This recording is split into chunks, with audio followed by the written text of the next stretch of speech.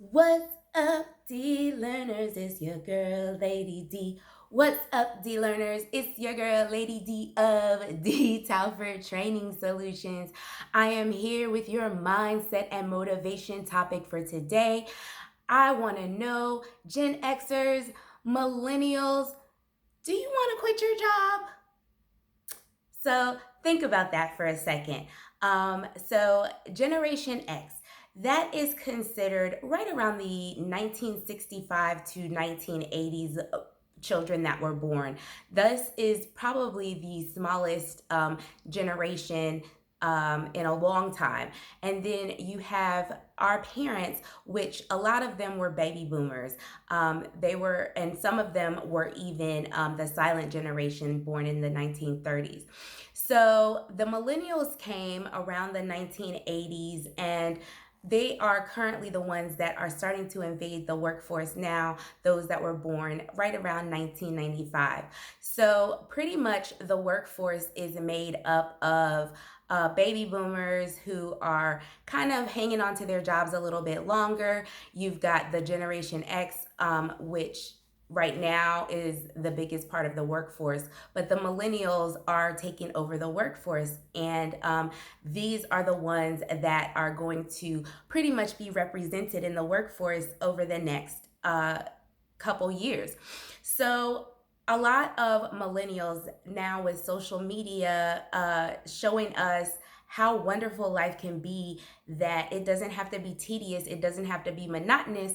A lot of people are starting to question, do I want to quit my job? Do I want to do something else with my life? Is this really all there is to life? Getting up every day and going in and hustling and grinding for someone else's business.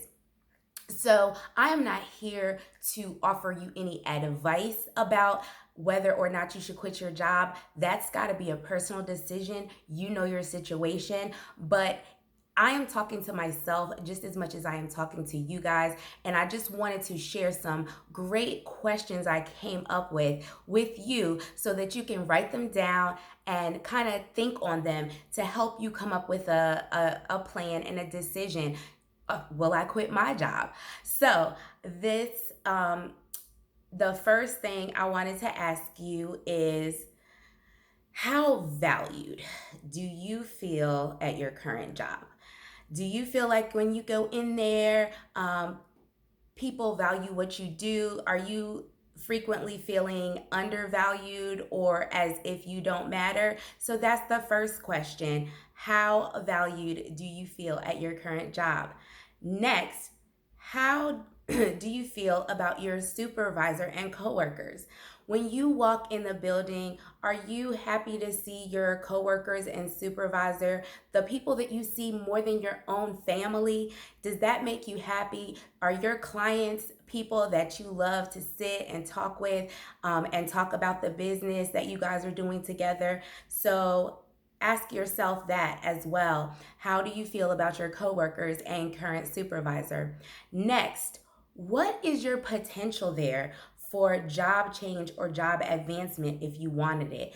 In some jobs, you're kind of stuck in a role, and once you get in that role, you're pretty much there. There's not a lot of opportunities for moving up in the company, or everybody is fighting for the same few supervisor positions, and nobody wants to retire out of them, and you've put in your 5, 10, 15 years, and you're getting sick and tired of waiting. So, ask yourself, what is my potential here? Can I move up? Can I change my job? Or is it going to be the same thing over and over?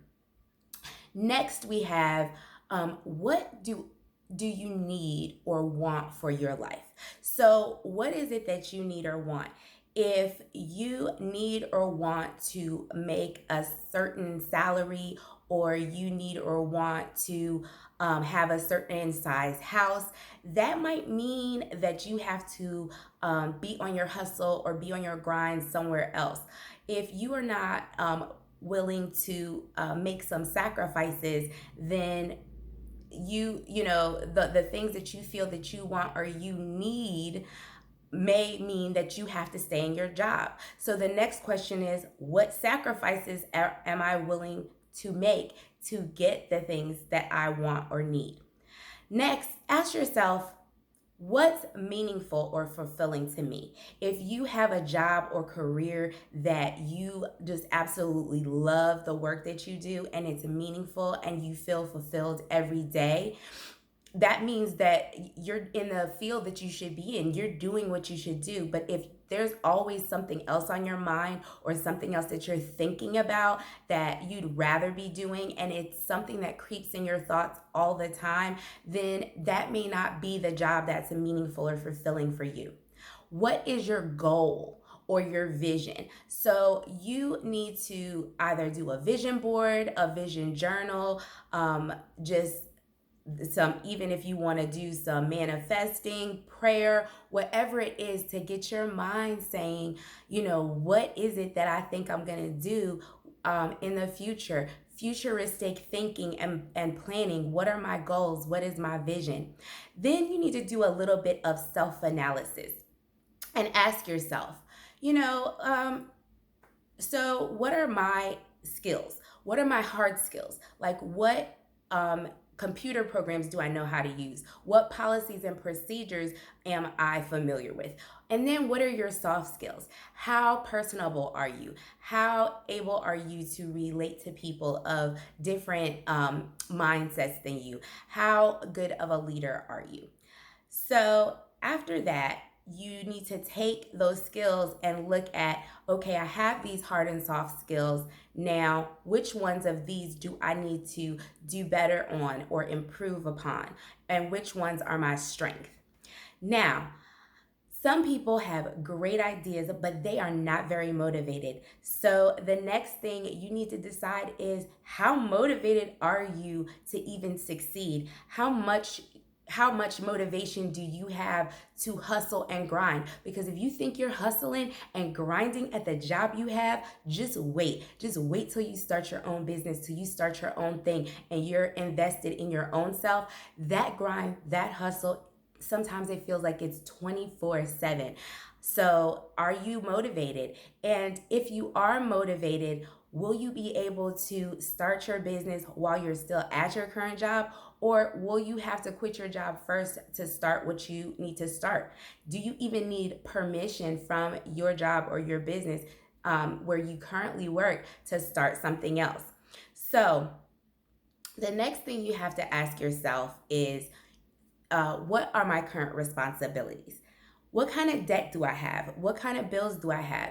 If your kids are out the house and they're at college, you know what? You did your part. It's time for them to go ahead and make something of themselves.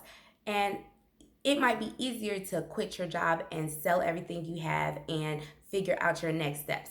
Whereas someone with small children in the home, they may have to make bigger decisions like, do we downsize our home?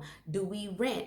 Do we move somewhere else where the cost of living is lower? Do we move somewhere else where there's a need for the business or career that we're thinking about starting? So you have to understand, what are my responsibilities, and will I still be able to adhere to the things that I need to adhere to and look after the things I need to look after each and every day and be responsible and a responsible adult if I quit my job? You also need to decide what kind of support you have. 24-year-olds, yeah, you probably still can get supported by your parents, but when we're in our 30s and 40s, it's a little bit harder to get support from our parents. So we may have to look to siblings. We may have to look to friends. We may have to look to our significant other or our spouse. And if we can't get the support that we need, it's not going to work. We're already going to fail because we can't just jump out on our own and start and quit our job and not have anybody that's going to be able to be a support, just a safety net up under us.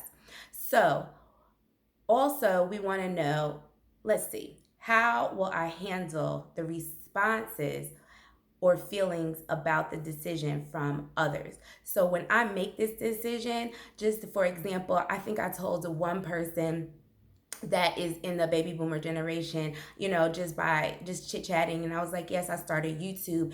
And, her first response is, but you're not going to quit your job, right? So, those are the types of things and that you don't even want to deal with, that you don't even sometimes want to tell people that, you're thinking about quitting your job, because a lot of the older generation and even Generation X, that were on the border of Generation X and baby boomers, a lot of them are not understanding that why millennials and those young Gen Xers are quitting their jobs to live their passion, because they were not taught that. I was taught to get good grades in school, go to college, get a job, and hopefully you'll have a nice boss and you'll work there 20 to 30 years, and then you can retire. And that just doesn't seem right to me. That just doesn't sound like a great plan. My father, he retired when he was 62, and he, thank God, lived until he was 82. So he had 20 years to enjoy himself. But if life expectancy is anywhere between 65 and 75, do you really want to just wait until the very end to start enjoying your life? So you have to ask yourself, am I enjoying my life? And if I'm not, what is going to help me enjoy my life? So another question to ask yourself is, what is my timeline? What is my timeline for being able to leave my job? If your child is in the ninth grade and in 4 years you're good, I've got them off to college, then that might be your timeline. I'm gonna put up with this place for 4 years. I'm gonna start my education so that in 4 years I'll be ready for my next step. I'm gonna get this certification. I'm gonna get on my hustle and grind, whatever it is, so that I could get up out of here in the next 4 years. But you have to have some kind of timeline. Of course, if you have no responsibilities, no obligations, you could walk in your job today and say, I quit. Here's my notice. Goodbye. But if you have other things and responsibilities, you are going to have to put things on a timeline. So you do need to plan. I know a lot of people say they quit their job without a plan, but that to me is scary for us that have children, especially if we have a house and a mortgage payment, a car payment, a power bill, water bill. So you just need to think, okay, what are the things that could go wrong? And every single thing that can go wrong, you should, on the opposite side of the paper, put either your escape plan, your solution, or backup plan to everything that goes wrong. So if I could lose this house, all right. So if I can't keep my house, then maybe I sell it before I lose it. So you need some kind of escape plan, a backup plan, or solution to every problem that you can think of. So if you are a Bible-believing Christian like me, I wanted to share this verse with you. Psalm 37:4 tells us to take delight in the Lord, and he will give you the desires of your heart.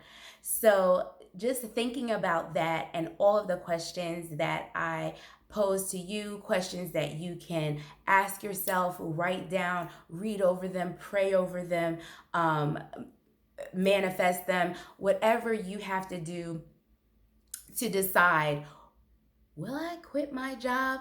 So all of you Gen Xers and Millennials, comment down below. Let me know. Are you going to keep your job? Are you going to quit your job? Are you going to keep your career? Are you going to change your career? I'm very interested in finding out what ends up happening. And of course, I will record everything that I'm doing so you guys will know what my final steps are as well. I hope you have a blessed and wonderful day.